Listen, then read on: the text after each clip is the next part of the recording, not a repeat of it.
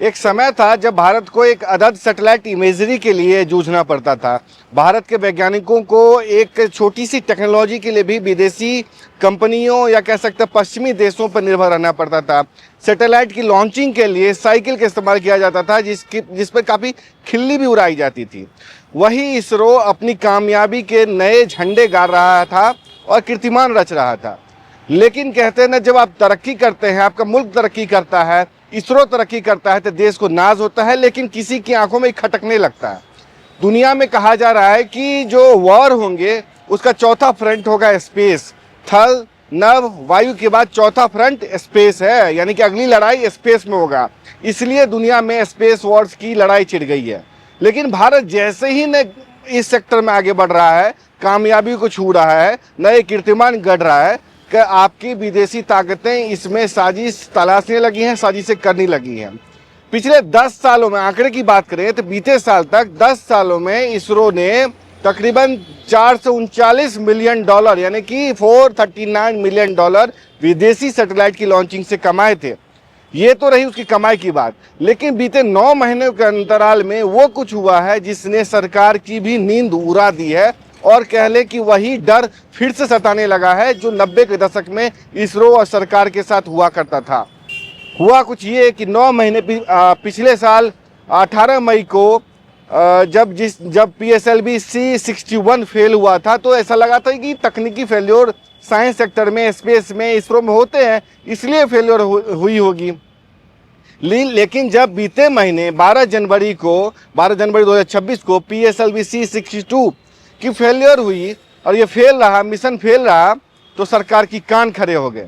खुफिया जानकारी ये बताते हैं कि कहा जा रहा है कि सरकार इसे साजिश के एंगल से देख रही है। ऑल्दो विज्ञान जो साइंस एंड टेक्नोलॉजी मिनिस्टर हैं, राज्य मंत्री हैं जितेंद्र सिंह, उसको खारिज कर रहे हैं, लेकिन कह रहे हैं कि आंतरिक रिपोर्ट ये कहता है कि सरकार इसे किसी भी कीमत पर हल्के में नहीं लेना चाहती, और इसको विदेशी साजिश का जो इतिहास रहा है, जासूसी की कहानी जो रही है, जो थ्रेट रहा है इसरो को, उसको देखते हुए सरकार इसकी जांच कराने जा रही है। सरकार इसकी जांच कर रही है, इंटरनल ऑडिट, इंटरनल जांच करा रही है।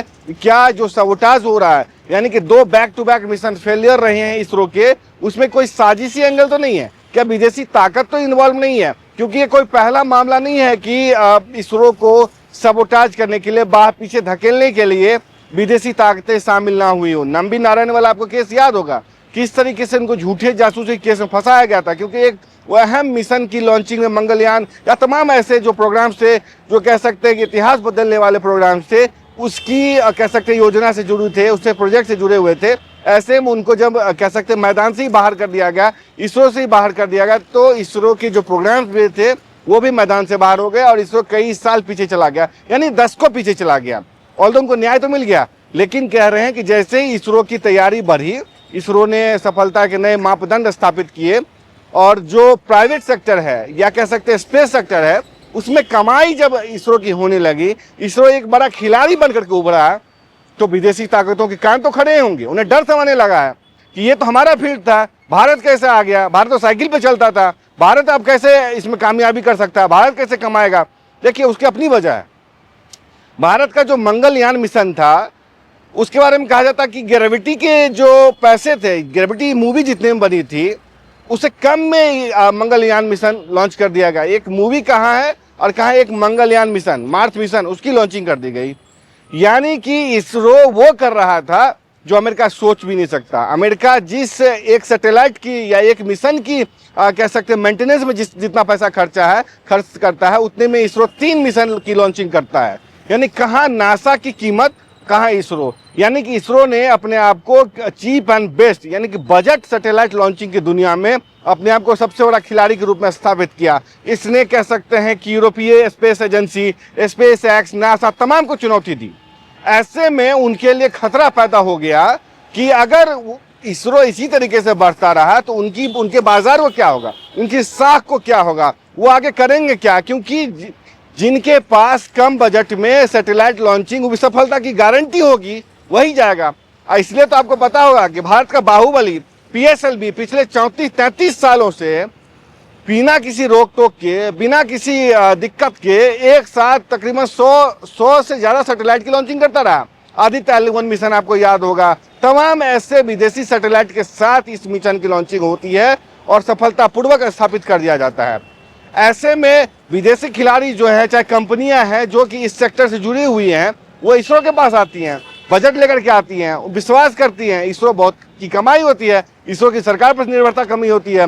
सरकार और पैसे जो सरकार जो उसे पैसे देती है उसमें बढ़ोतरी करती है और भी रिसर्च प्रोग्राम्स में इस्तेमाल होता है। जैसे अभी गगनयान मिशन है, उसमें उसका इस्तेमाल हो रहा है, सरकार ने उसका बजट बढ़ा दिया है।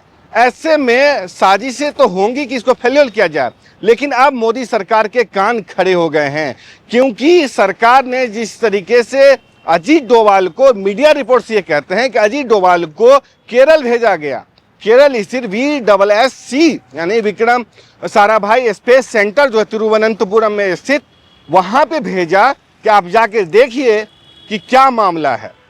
मामला ऐसा, क्योंकि 2 mission back to back fail होना कोई आसान बात नहीं है, वो भी तीसरे चरण में। देखिए PSLV भी 4 चरणों में काम करता है।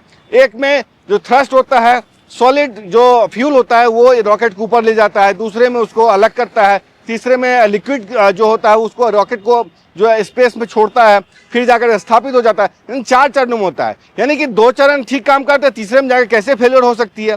तो इन सब से निपटने के लिए और इन सब से इसमें जो समस्याएं आ रही हैं बैक टू बैक, उससे निपटने के लिए इसरो ये देखना चाहता है, मतलब प्रधानमंत्री मोदी या सरकार ये देखना चाहती है कि क्या इसमें सबोटाज का एंगल तो नहीं है, क्या इसमें विदेशी साजिश तो नहीं है, क्या है जो इसरो प्रधानमंत्री मोदी को परेशान कर रहा है। देखिए, प्रधानमंत्री मोदी के लिए एक स्पेस मिशन सिर्फ उनके लिए नहीं, पूरे भारत के लिए गर्व का विषय है, लेकिन प्रधानमंत्री मोदी के लिए इसमें निजी तौर पे कह सकते हैं कि उनका इंटरेस्ट है। वो चाहते हैं कि इसकी जांच हो, इसमें जो भी सबोटाज एंगल है उसके खुलासे हों, क्योंकि प्रधानमंत्री मोदी ही इस विभाग का जिम्मा उनके पास है। यानी कि स्पेस सेक्टर जो है, स्पेस डिपार्टमेंट जो है, मिनिस्ट्री ऑफ साइंस जो है, उसकी जिम्मेवारी प्रधानमंत्री मोदी के पास है। सीधे सीधे रिपोर्ट इसरो प्रधानमंत्री मोदी करता, सीधे जवाबदेह प्रधानमंत्री मोदी के लिए है वो। ऐसे में प्रधानमंत्री मोदी किसी आम मंत्री की तरह इसको जाने नहीं दे सकते, इसलिए उन्होंने अपने सबसे भरोसेमंद संकट मोचन जेम्स बॉन्ड अजीत डोभाल को केरल भेजा जांच करने के लिए। ऑल्दो सरकार की इस पे बयान नहीं आया, कोई पुष्टि नहीं हुई है, लेकिन मीडिया रिपोर्ट बताते हैं कि अजीत डोभाल केरल गए थे।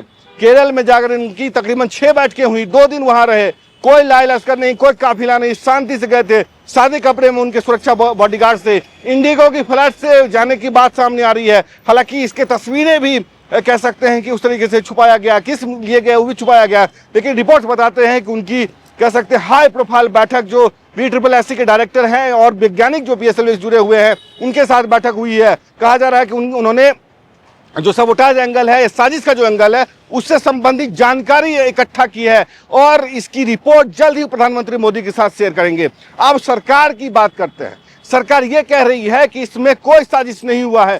साजिश अगर नहीं हुआ है तो सरकार ने क्यों भेजा जी डोभाल को? हम पहले बार बार कह रहे हैं कि मीडिया रिपोर्ट्स के हवाले से खबर सामने आ रही है, सरकार इस पर कोई बयान नहीं दिया है और देगी भी नहीं। सरकार नहीं चाहती कि स्लीपर सेल्स जो है एक्टिवेट हो जाएं।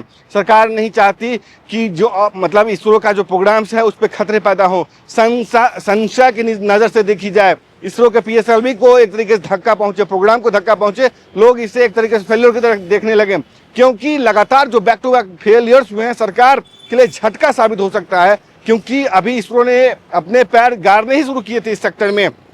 ऐसे में उनको फेलियर होता है तो सरकार के लिए भी झटका है, भारत की साख है स्पेस सेक्टर में उसको भी धक्का होगा। सरकार इसको आसानी से जाने नहीं देना चाहती, इसलिए तो जब फेलियर एनालिसिस कमेटी जो है इसरो की, उसने रिपोर्ट दिया कि तकनीकी कारण से तीसरे चरण में ही जाकर के PSLV C61 और 62 की फेलियर हुई। ऑल्दो C62 की कह सकते हैं जो लॉन्चिंग हुई है और उसके जो फेलियर हुई है उसको रिपोर्ट सामने नहीं आया, लेकिन C61 की जो फेलियर थी उसकी रिपोर्ट सौंप दी गई है और कहा यह जा रहा है जो तकनीकी वाला मामला है उसको सुरक्षा एजेंसी मानने को तैयार नहीं है, इसलिए अजीत डोभाल को केरल भेजा गया, इसीलिए उन्होंने बैठक की।